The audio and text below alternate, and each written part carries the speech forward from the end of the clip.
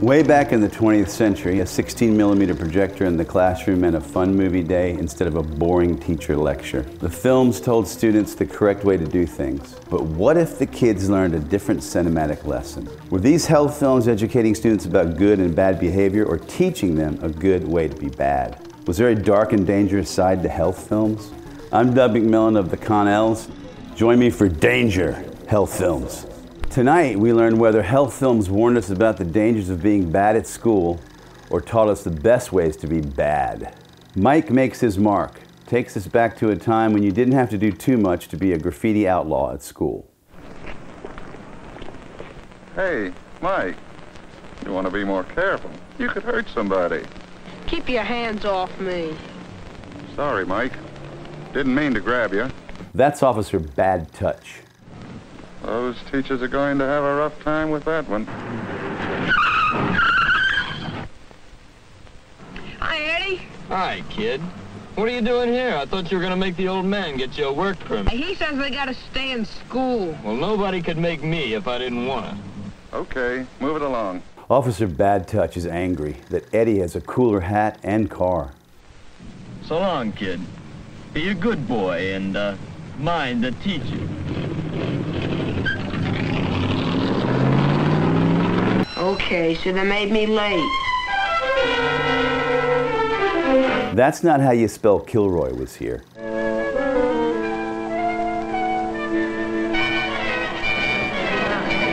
Boys.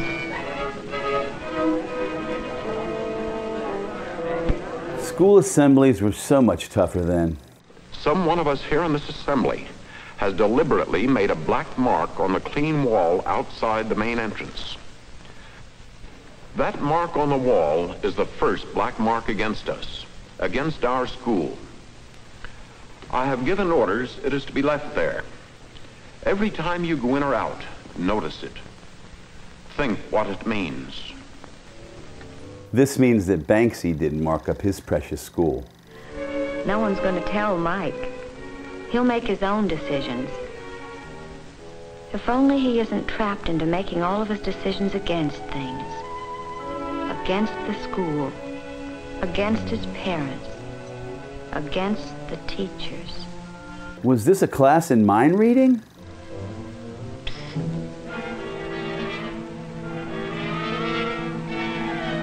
Mike, Fred.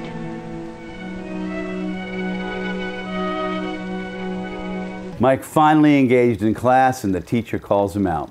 But here's a boy I think you should get to know. An ounce of prevention, eh? Oh, Mike. Well, Mike's not a bad boy, really. It's just that the first paper he's written has some ideas about quitting school. Get a job and have money of my own. He's behind in his reading, too.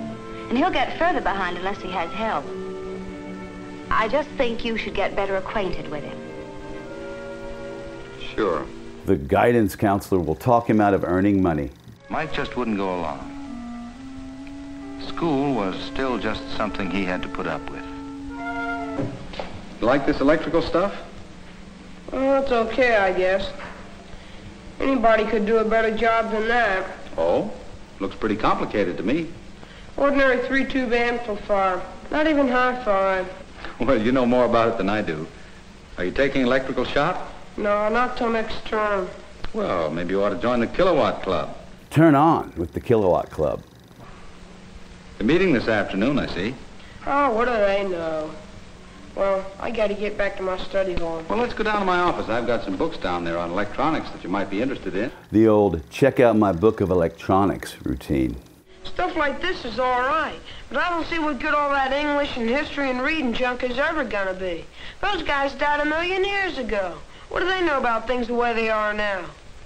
Once I get out of school and into radio work, all that reading junk won't do me any good at all. You just don't want any more school, do you, Mike? Maybe if you go around to some of those Kilowatt meetings, do some extra reading on electronics, you'd be really ready for a job when you graduate. I can get a job all right. Eddie Frank did. Besides, I know a lot about radio already. Mike, all of us grow up and have an itch to quit school, get a job. A man named Mark Twain wanted to be a steamboat pilot. He was one of those guys that lived a million years ago. And Mark Twain grew up to be Hal Holbrook. How long is old man Tollefson gonna leave it there?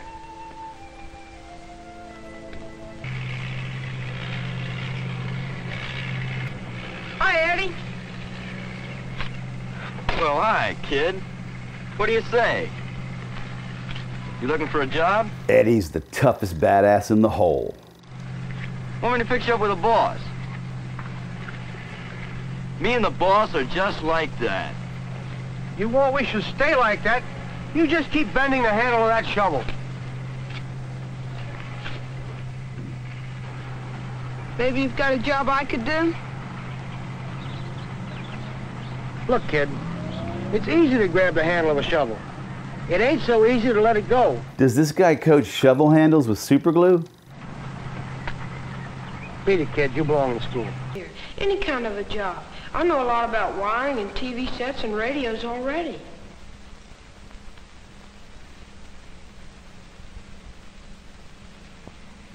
All right, Mike. If you want to come in after school, sweep up, burn the trash, wash the windows, anything to make yourself useful, I'll pay you, say, 50 cents every afternoon. 50 cents to burn stuff at work? You understand, you've got to finish school before anybody will give you a real job. Oh boy, when do I start? Mike has gone from amateur vandal to professional pyro.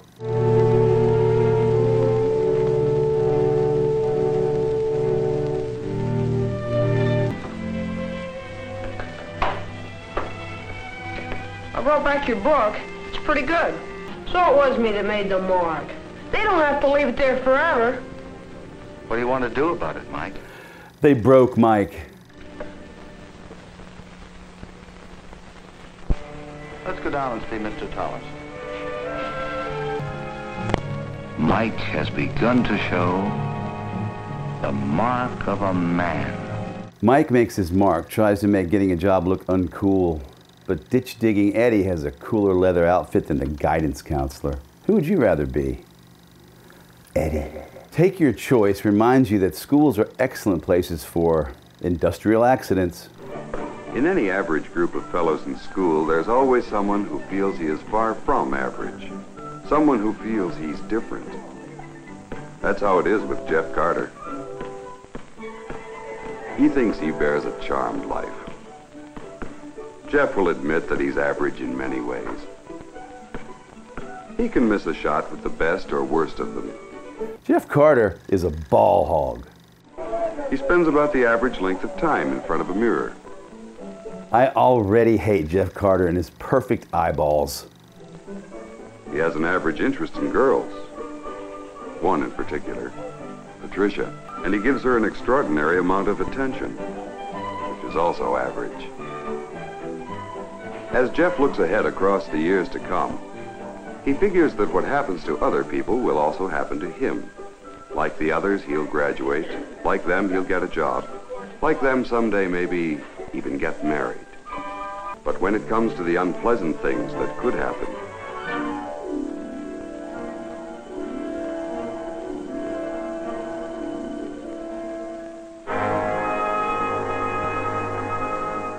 Is this an advertisement for demolition derby drivers?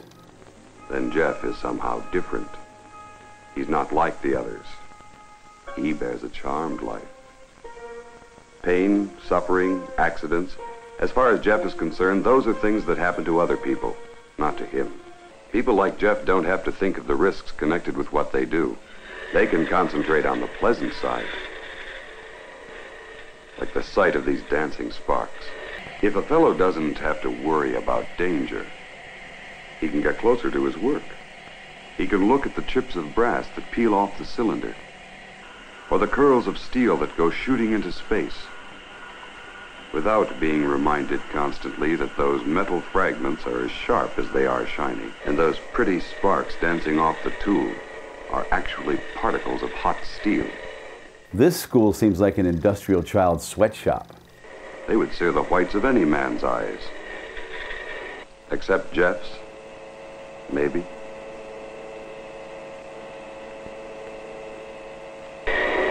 Safety goggles do look better on Jeff's forehead.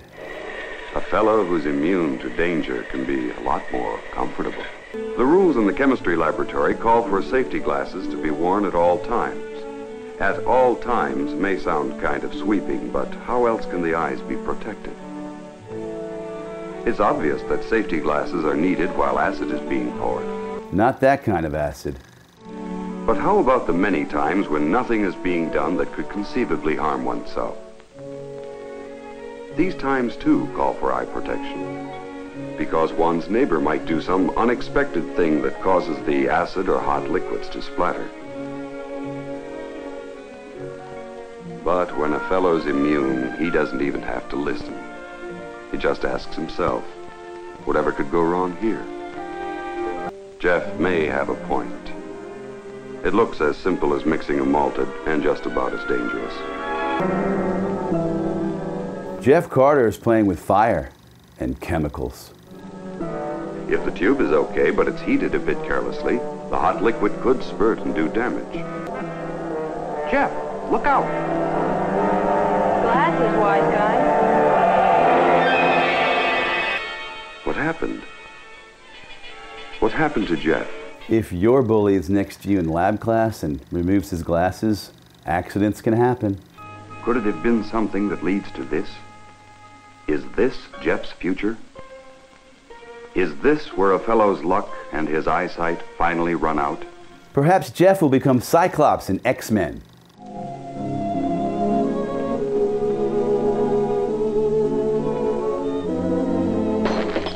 Is this the charmed life? Jeff will die of dehydration now. Those are the questions.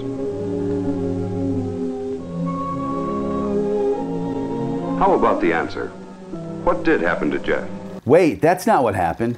Let's go back to the experiment and see. Jeff, look out! Glasses, wise guy.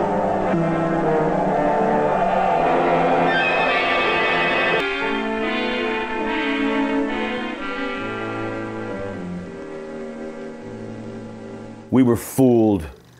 What really happened to Jeff was fortunate. He trusted in safety the very instant he could no longer trust in immunity. Plenty of others besides Jeff have learned there's only one foolproof defense. Always to be ready for the unexpected.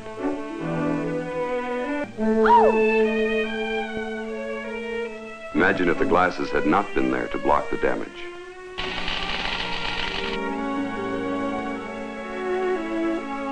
Molten steel left this signature. This is a school for klutzes. Because of what happened to Jeff, the others in his school took a fresh look at themselves.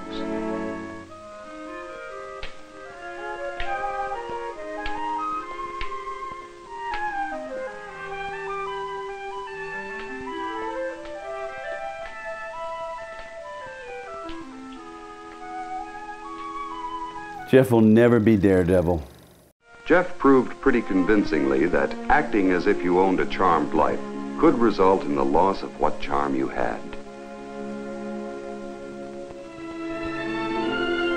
So much for the sequel. Part 2, Jeff didn't really learn his lesson. Each one of them cast a silent vote in favor of glasses at all times.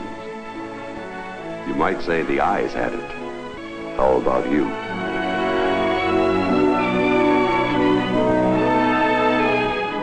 Take your choice is more like take your chance in using chemistry class for revenge. Nobody is going to convict a teenage student for following the experiment's directions. Our last film for the evening is Safe Living at School, which shows the finer death trap qualities of education. Election results for the Junior Safety Council have been posted. The Junior Safety Council sounds like a superhero group so lame that Aquaman leads them. Ted and Ruth are pleased to find their names. Ted and Ruth won while quarantined for polio on Election Day. Miss Wilson, the safety sponsor, wants to discuss a plan of action with them. First, she wants them to look at a graph showing how effectively last year's council reduced accidents in the school building. Wouldn't it be splendid if this year's council could do as well? Or even better, accident rates dropped because clumsy kids died. Miss Wilson's plan is for Ted and Ruth to start their work with an inspection to see what their school has done to make safe living possible. With Mr. Adams, the school custodian, as our guide, we see first the fire extinguishers placed around the building. Each extinguisher has directions for use and an inspection tag showing it has been recharged within the past year. In various places throughout the school, there are fire alarm boxes. Ruth wants to know how they work. Ted knows, and he demonstrates. Ted knows how to hit the fire alarm to cancel a history exam. Do you know how to work the fire alarm boxes in your school? Besides fire extinguishers and alarm boxes, the school provides fire hoses. In an emergency, the glass could be broken. But Mr. Adams unlocks the hose box in order to show Ted and Ruth how to turn on the water and how the fire hose is arranged so it can be pulled out quickly and easily. Ted and Ruth will be prepared for thankless task forces in the corporate world. Of course, fire protection is not the only kind of safety provided by the school. The drinking fountains are safely constructed to reduce the danger of bumping your teeth while you're drinking. And there are no sharp parts of the fountain sticking out in the way of people walking in the hall. Water fountains make bad shivs. The exit doors are equipped with special locks, so they can be opened from the inside just by pushing against the bar. So we've seen some of the safety aids built into this school. I'm relieved the kids didn't vanish during their private tour with Mr. Adams. And Mr. Adams wants Ted and Ruth to inspect the school often and tell him about any unsafe things they might find. Unsafe as Mr. Adams? She suggests that they make another inspection, this time to find out what the children are doing to live safely in the safe school that is provided for them. Sounds like Miss Wilson wants them to be her narcs. But first, let's try to think of some rules that will help the children live safely. Ruth can use the rules, keeping her record of the inspection. Certainly, one rule is good housekeeping. Ted thinks there should be something about using tools correctly. So Ruth writes another safe living rule. Can you think of a third rule for safe living? Snitches get stitches? Courtesy. There, those 3 rules should cover almost everything. Give them little power and Ted and Ruth want to control your life. Uh-oh, someone might slip in that spilled water. Let's see what the girl does about it.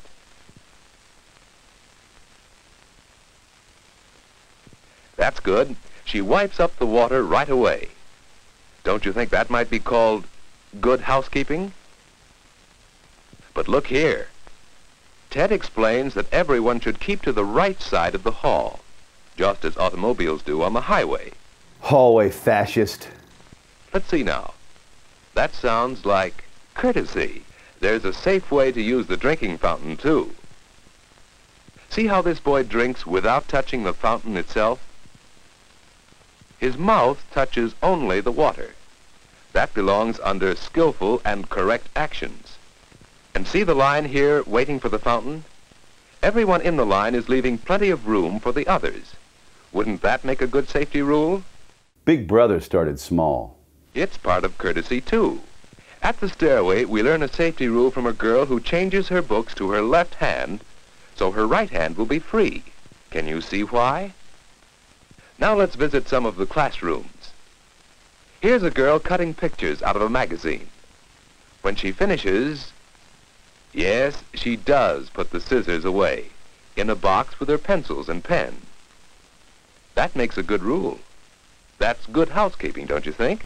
But look at this boy's feet. Someone might trip over them. Ted suggests that it's just a matter of courtesy to keep your feet out of the aisle. Bend to Ted's will now.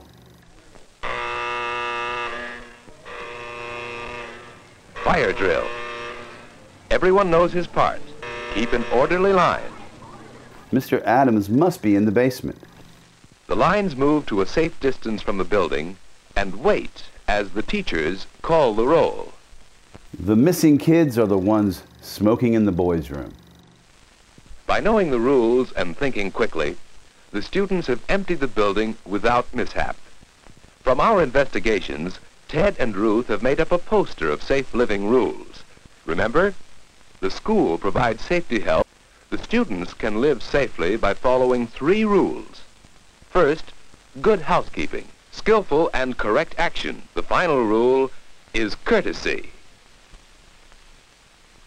These are the safe living rules that were adopted at one school. They're just as important any school in you. And now, how many more rules can you add? Safe Living at School is a primer on how to use democracy to establish an authoritative regime under the guise of the Junior Safety Council. All hail Ted and Ruth. What do you think now? Did the health films warn about the dangers of not being good in school, or do they educate students on how to be a paid pyro, blind classmates, and embrace fascism?